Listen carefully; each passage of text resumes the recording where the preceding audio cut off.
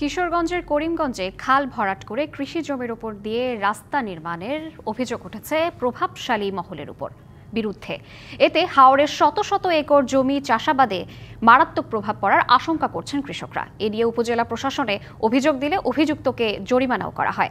তারপরও থেমে নেই খাল ভরাটের কাজ। কিশোরগঞ্জের করিমগঞ্জ উপজেলার বালিখলা খালটি উপজেলার বালিয়াপাড়া গ্রাম থেকে বালিখলা বাজারের পাশ দিয়ে ধনু নদীতে মিশেছে। এই খাল দিয়ে বারঘড়িয়া, নিয়ামতপুর ও সুতারপাড়া এলাকার পানি প্রবাহিত হয়ে ধনু নদীতে মিশে। এই খাল দিয়েই বর্ষায় পানি আসে, আবার বৃষ্টি ও হাওরের পানি নেমে যায়। একটি প্রভাবশালী মহল খালের মুখ ভরাট করে কৃষিজমির উপর দিয়ে রাস্তা নির্মাণের উদ্যোগ নেয়।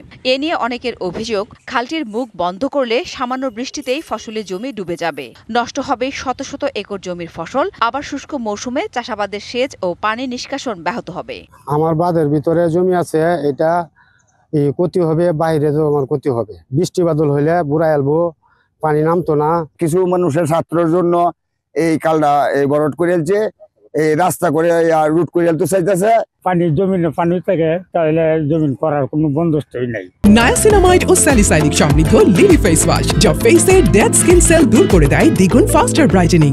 বর্ষাকালে পর্যটকবাহী নৌকা চলাচল ব্যাহত হবে, নষ্ট হবে হাওরের প্রাকৃতিক সৌন্দর্য ও পরিবেশ।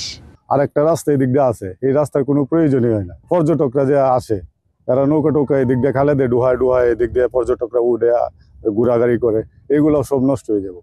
এ নিয়ে উপজেলা প্রশাসনের কাছে মৌখিক ও লিখিত অভিযোগ করার পর জরিমানা করা হয়। তবে রাতে গোপনে খাল ভরাট ও রাস্তা প্রশস্তকরণের কাজ চলমান রয়েছে। 50,000 টাকা জরিমানা করছে, এরপরে এরা সকাল বিকাল গোপনে গোপনে কাজ চালাইতেছে।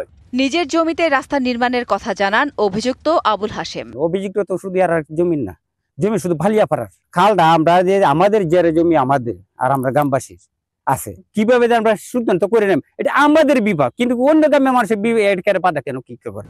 আবারও অভিযোগ পেলে ব্যবস্থা নেওয়ার কথা বলছে প্রশাসন। আমরা এই সংক্রান্ত একটি অভিযোগ পেয়েছি।